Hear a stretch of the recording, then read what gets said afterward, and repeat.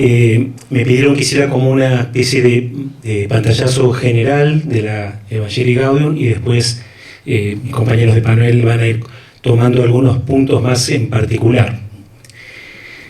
Yo le puse como 5 puntos a esta breve exposición, más que conferencia, exposición sencilla. El título general es Una mirada sobre la Evangelii Gaudium 10 años después. Se van a cumplir en noviembre 10 años. Y voy diciendo el título de cada una de esas 5 partes y después algunas palabras en cada una de ellas. La primera le puse primavera, rumbo y advertencia. Cuando todos entendemos el símbolo de la primavera, también el Concilio Vaticano fue descrito como una primavera del espíritu, y a veces también en el terreno social, histórico, hablamos de la primavera del 73, la primavera del 83. Hay momentos iniciales que florecen, que despiertan y concitan una expectativa, una esperanza, un clima. Y bueno, este documento nace en la primavera de Francisco, en los primeros tiempos de su elección, los primeros gestos, la Jornada Mundial de la Juventud en Río, y a los pocos meses este documento. Es una exhortación, pero al mismo tiempo tiene, lo vamos a ver, como el carácter casi de una encíclica de comienzo de pontificado, no siéndolo. Y en ese sentido podemos decir que tiene un parentesco con lo que significó la Ecclesia Ansubam para Pablo VI y la Redemptor Hominis para Juan Pablo II. El contexto más próximo es un sínodo de obispos sobre el tema de la evangelización. Dice el Papa: acepté con gusto el pedido de los padres sinodales de redactar esta exhortación. Al hacerlo, recojo la riqueza de los trabajos del sínodo. Pero agrega: también he consultado a diversas personas y procuro además expresar las preocupaciones que me mueven en este momento concreto de la obra evangelizadora de la Iglesia. Si uno recorre el documento, sí va a encontrar algunas proposiciones, así se llaman las conclusiones de un sínodo, va a encontrar fragmentos de alocuciones de obispos de todos los continentes, pero está el cardenal Bergoglio más que presente. O sea, sus preocupaciones, sus acentos están muy presentes ya en este primer documento. Quienes lo conocemos, diríamos, lo encontramos en muchos textos. Es una primavera, pero también es un rumbo. Y entonces el Papa dice en una parte: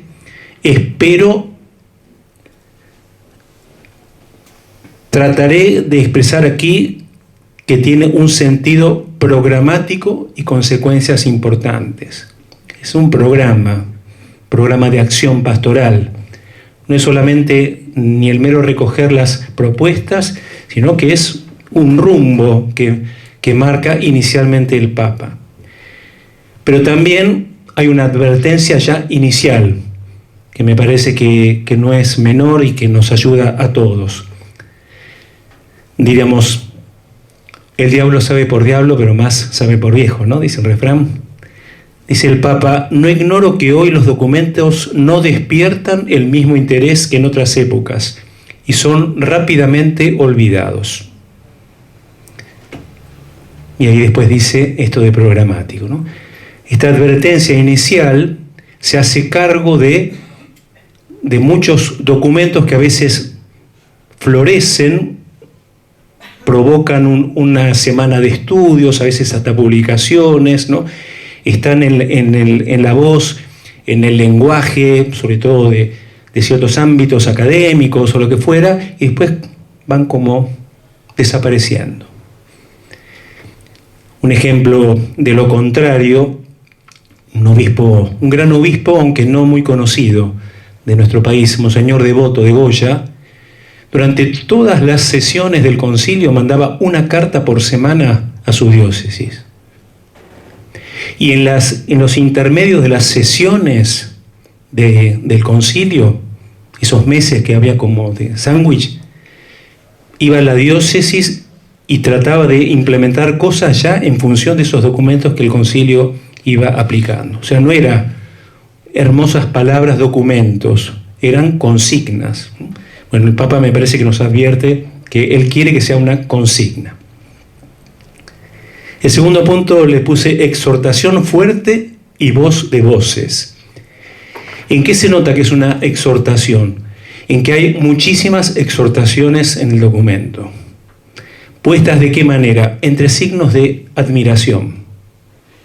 40 contadas.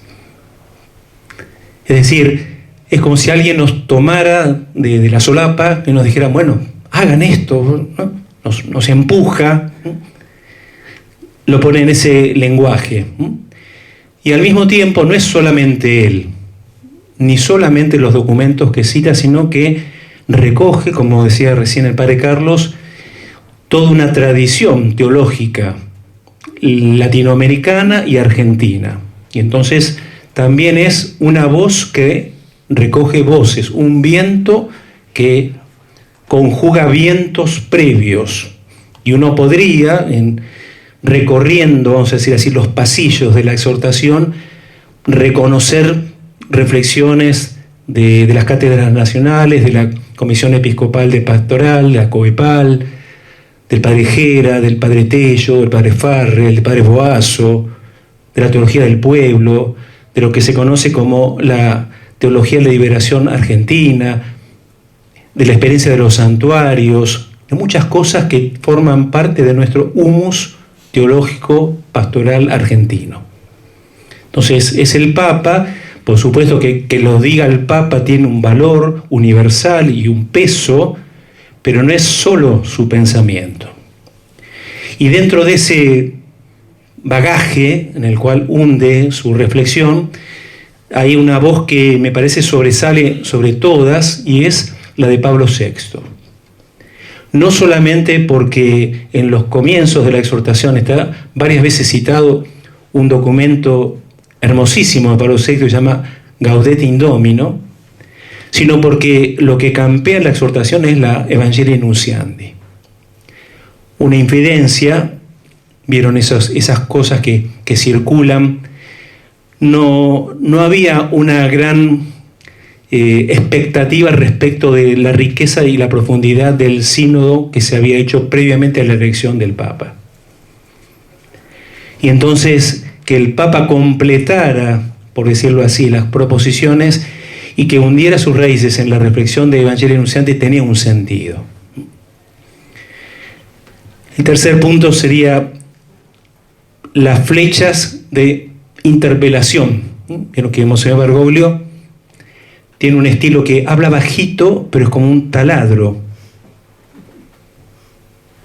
que va penetrando así lentamente. Entonces no tenemos que confundirnos. Dice cosas muy fuertes, muy interpelantes, sin levantar la voz.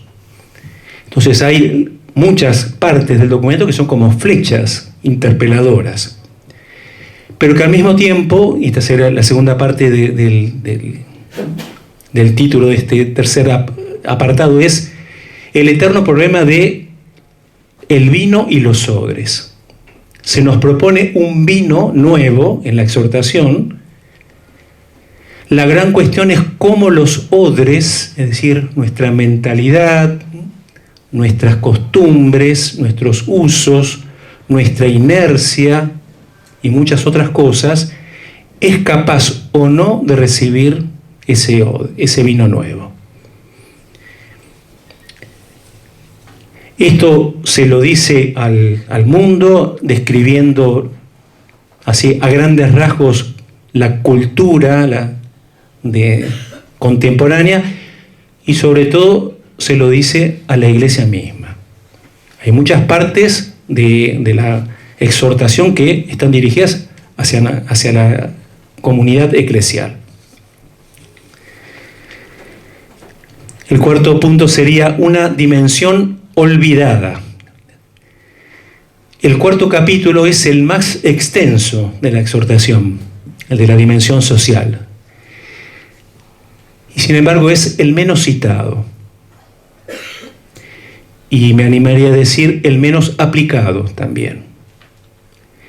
Y me parece, ya que estamos en el contexto de nuestra Pastoral Social de Buenos Aires, nos pone siempre en el desafío recurrente de cómo en la formación de los agentes pastorales, de dentro de la Iglesia, penetra esta dimensión social. A veces parecería ser que hay un triángulo invertido, dos, un desarrollo creciente en explicitar esta dimensión y una práctica decreciente en llevarla adelante. Bueno, el capítulo de la dimensión social habla de todas estas dimensiones, nos muestra que son ineludibles, que forman parte de nuestro seguimiento, etc. Sin embargo, en estos 10 años uno no ha podido ver una traducción de esta dimensión en programas, en líneas de acción, en muchísimos lugares de nuestra Iglesia. Dentro de ese capítulo, no me voy a extender, el Papa toma solo dos temas porque dice que no quiere hacer una encíclica de doctrina social, pero dos temas que sabemos que le preocupan especialmente: el de la inclusión de los pobres y el del diálogo social.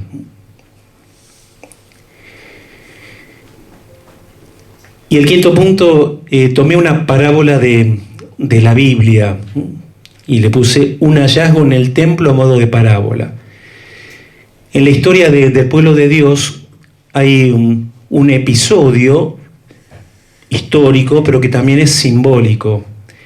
Ustedes saben que en el origen de la monarquía ya nació controvertidamente, porque le pidieron a Samuel que eligiera un rey, y Samuel decía: pero si vos sos el rey, Señor, no importa, Samuel, déjalos hacer.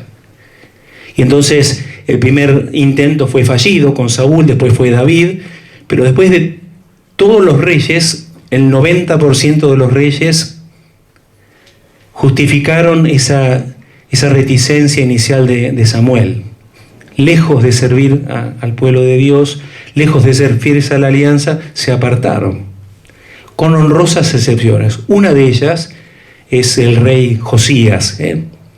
¿Y qué le pasó a Josías? Que le avisaron que habían encontrado, buscando otras cosas, un libro que era el libro de la ley. Los reyes anteriores habían caído en la idolatría, lo habían archivado, lo habían dejado. Y entonces, cuando lo encontraron, se emocionaron, lloraron e hicieron una lectura pública de ese libro, como para tratar de alguna manera, revertir una historia de olvido y de infidelidad. Bueno,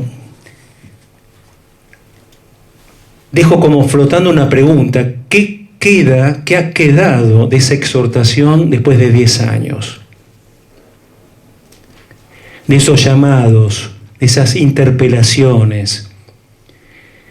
Habrán quedado frases así como reiteradas, como apelaciones casi como títulos, disculpen la palabra, como eslogans. La iglesia en salida, el hospital de campaña y otras frases así por el estilo. ¿Cómo se verifican en la realidad? Habrá de todo. No parece ser que los 10 años posteriores a la exhortación hayan provocado suficientemente, mayoritariamente, el movimiento deseado.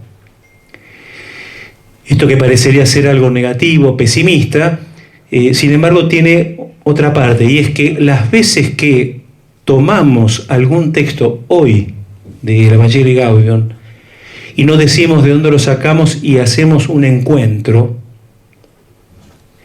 se provoca una sana interpelación y muchas veces un deseo de adecuar la conducta a esa consigna.